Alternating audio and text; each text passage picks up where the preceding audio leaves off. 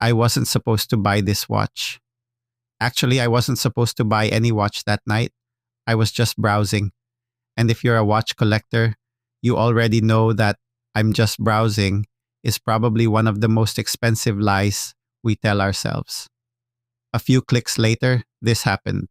The Pagani Design PD-1644.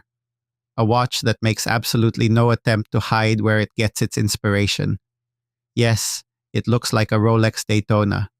No, it doesn't cost anywhere near Daytona money. And after wearing it for a while, I started asking myself a slightly uncomfortable question. How can something this cheap actually be this much fun?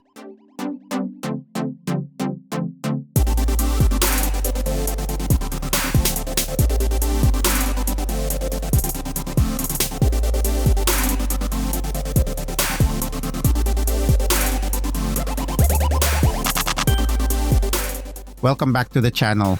If you've been watching my videos, you already know I don't really consider these traditional watch reviews. They're more like stories about watches, why I bought them, what attracted me to them, what disappointed me, and sometimes the ridiculous little decisions that somehow lead to another watch appearing on this table. And this PD-1644 has exactly that kind of story. It started one evening here in Japan when I was browsing watches online with absolutely no intention of buying anything. At least that's what I told myself. I started looking at chronographs, then somehow Daytona-style watches, and eventually the algorithm did what algorithms do best. It found my weakness. Up came the PD-1644. I looked at it and thought, that actually looks pretty good. Then I saw the price. And suddenly my brain started doing watch collector mathematics. You know the formula. A Daytona costs thousands. This costs a tiny fraction of that.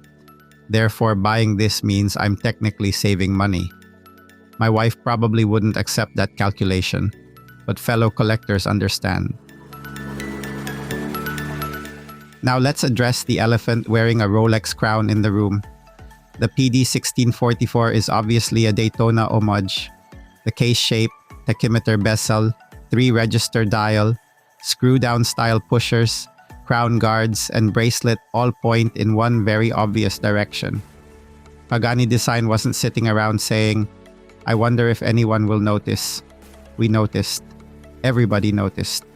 If the Rolex Daytona is James Bond arriving at the casino in an Aston Martin, the Pagani Design is his cousin arriving 10 minutes later in a Toyota saying, "Hey, at least mine is reliable."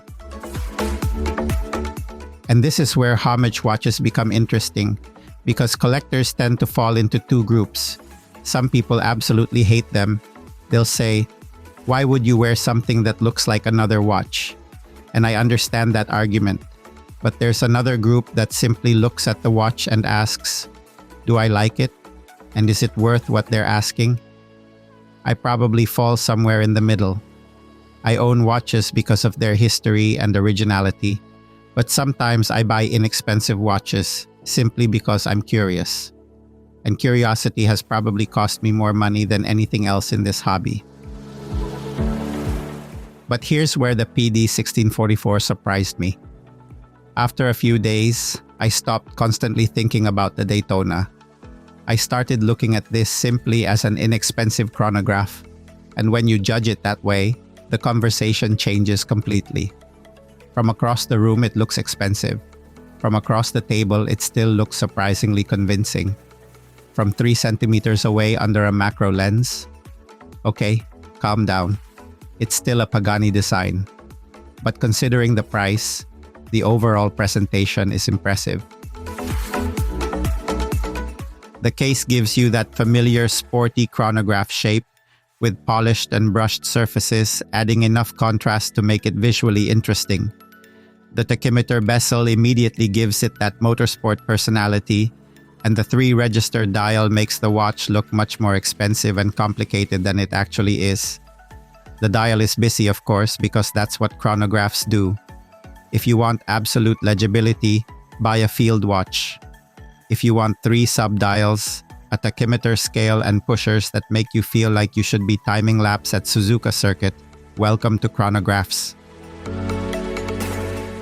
But around this point, I discovered what I think is actually one of the smartest decisions Pagani Design made with the PD-1644, and it has nothing to do with the design. It's the movement. Inside is the Seiko VK63 meca-quartz chronograph movement. And before the mechanical watch purists immediately click away, because I said quartz, give me a second. The VK63 is actually perfect for a watch like this. You get the accuracy and convenience of quartz for timekeeping, combined with a mechanical chronograph module that gives the stopwatch a much more satisfying feel. Press the chronograph button, and the seconds hand starts moving around the dial. Stop it. Reset it. Snap. Straight back to 0. I admit I sometimes reset the chronograph even when I haven't actually timed anything. Someone could ask, "What were you timing?" Nothing. Absolutely nothing. I just wanted to watch the hand fly back. Apparently, this is what happens when grown men start collecting watches. And practically speaking, the VK63 makes a lot of sense. It's reliable, accurate, relatively inexpensive to maintain, and you don't have to worry about keeping another mechanical chronograph wound. If you own several watches, that convenience becomes surprisingly important.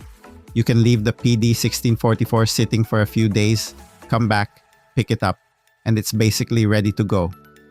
Meanwhile, your mechanical watch is sitting beside it saying, "Before we leave, could you please reset the time, date, and possibly my entire life?" The proportions are another reason I enjoy this watch.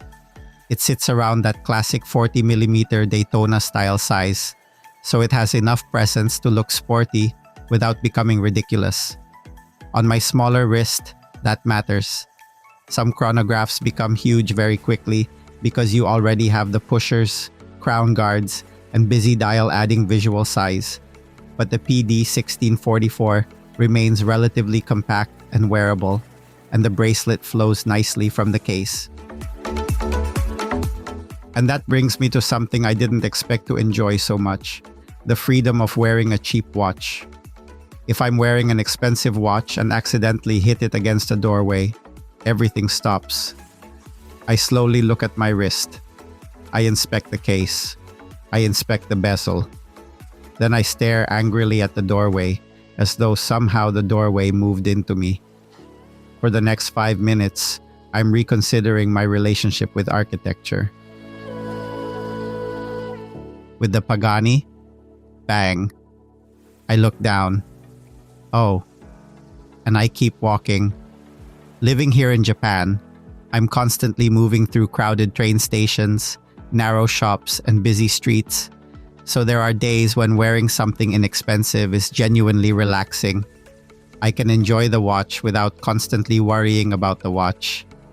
And sometimes that makes an inexpensive piece more enjoyable than something sitting in the watch box that costs 20 or 30 times more. But here's the interesting question. Does any of that stop the watch from being fun? For me, not really. And that's when I started thinking about someone buying this as their first chronograph.